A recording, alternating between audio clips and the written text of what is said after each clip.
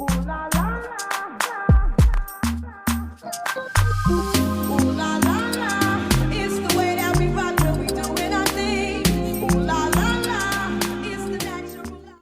right, you guys. So on Saturday night, we saw Marquez, Trish, and Ken talking about Ken's relationship with Marquez's children.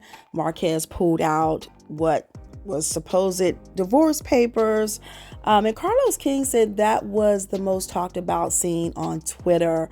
We also saw Marquez break down in tears. He posted that he would rather cry than crash out. And he also had some words for MarsauScott. He said, "I see you have a lot to say." He tagged Marsau and he said, "You seem to be mixing this reality stuff with my real life. Instead of being a part of the solution, as a Black man, I came to you looking for clarity and guidance, but instead, you seem to think it's funny and okay to portray me as weak on TV and the internet. You have so much to say, but you don't have all the facts. Crazy thing is, you never even knew I was married, and I've known you since 2009. He said, "You don't know me for real. You don't know what I've been through before this TV stuff. I've supported you at Black and showed you nothing but respect in real life before and after these cameras.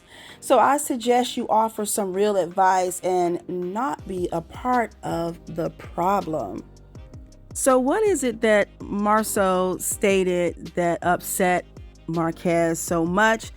I'm thinking that it had to do with the conversation on Monday with Glenn from Bell Collective and Carlos King, where Marsau said that, that conversation they had on Saturday night, it wasn't genuine to him, and that he believes Marquez still has love for Trish, and that he's wrapping all of that in an envelope of, oh, I'm not able to see my kids.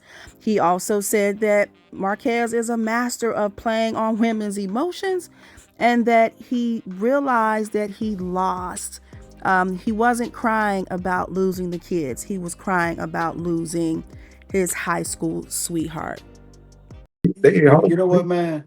You know what I think, though? I think that had that been genuine, I would have felt more. I would have felt more, right? So you don't think it was genuine?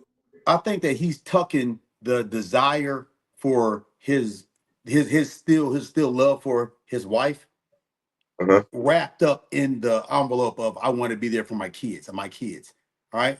Because nothing about divorce papers says that that you cannot be there for your children.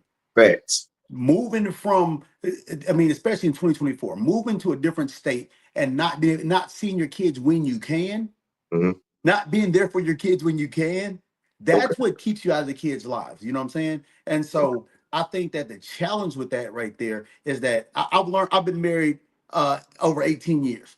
And here's what I understand. When you don't understand the argument from a logical standpoint, you probably don't have enough information. Someone's not telling you the truth. And so sometimes you spend your time arguing something that's not really the problem. The whole problem ain't Ken tucking his daughter in. The problem is Ken tucking his high school sweetheart in. That's a major problem. That's a major problem. That's a major problem. So wait. So you think, okay. So I'll before I let you finish, I do want to say this, because Glenn did touch on something. I also cried watching this scene, and I told the Raindrops a few days ago, like, I gotta watch Saturday's episode of Huntsville is a tearjerker. I applaud Marquez for being vulnerable, and for a Black man to cry on national television is a big deal, and I give Marquez all the credit in the world for being so open to do that. What is interesting that I didn't think about, Marsau, until you said it, do you think the tears was really for the loss of Trisha? And Trisha, obviously being the woman, his wife, his high school sweetheart, his rib, to see his rib walk away with a beefcake. Right? I think that real talk, if we're going to be honest about what I think that he is a master at playing on women's emotions and getting sympathy. Oh wow. And I think that it was an ego stroke. Right? Oh. When a man that you can't beat, that you're simply not better than, that everything in your life, when you take the size, when you take the wife, when you take the kids, that's an ego stroke. Mm-hmm. And so I think that he was realizing he lost in that moment. That's something he should have and could have been proud of. I think he's playing on people's emotions. I think it was a very sad moment for him to lose like that. But I don't think for 1 second he was crying about losing the kids. But listen, He though, was crying about losing the relationship and losing. And I think that he's still in love with her. I think he's crying about losing something that he thought he could leave on the shelf and come back to when he was ready.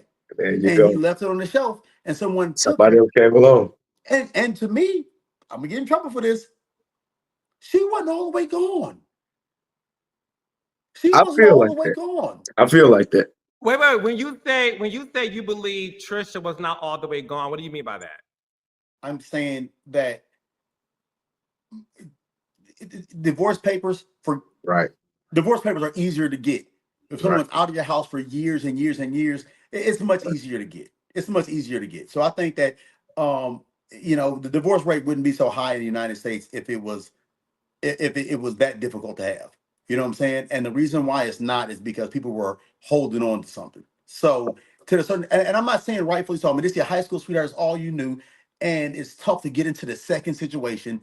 You know, you might love Ken, but the hurt, the trauma, not getting past it, whatever. I'm not here to say that, but I'm saying this is what I feel.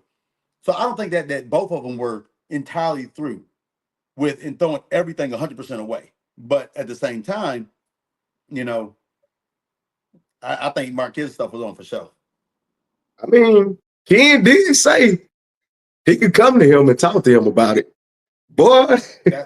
Hey, but you know what? To me, He said, that was some boss. Hey, that was some boss shit. yo.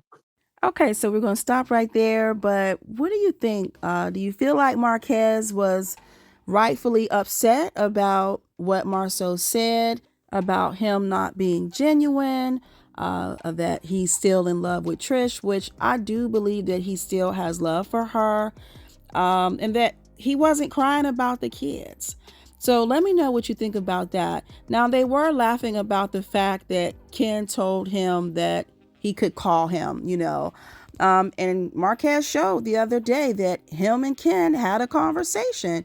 Looks like they were on the phone for a little over 4.5 hours. He said probably the toughest conversation I've ever had, but God has a plan. The power of prayer. He says, P.S. This is not a storyline. This is real life. And the Holy Spirit has been working behind the scenes for the greater good. Now, I'm curious about what they talked about for 4.5 hours, but then Marquez posted, wow. And then he went on to say, dang, that was tough. From man to man, to set your pride aside on both ends for the bigger picture is only God's work. He said it's not about us. And then he went on to share, always remember that the darkest part of your story gave birth to the strongest part of your soul. So drop down in the comments. Let me know what you guys think about what Marsau said in that conversation with Carlos King. Once again, do you feel like what he said warranted Marquez to make that post? Do you feel like Marsau was making fun of him?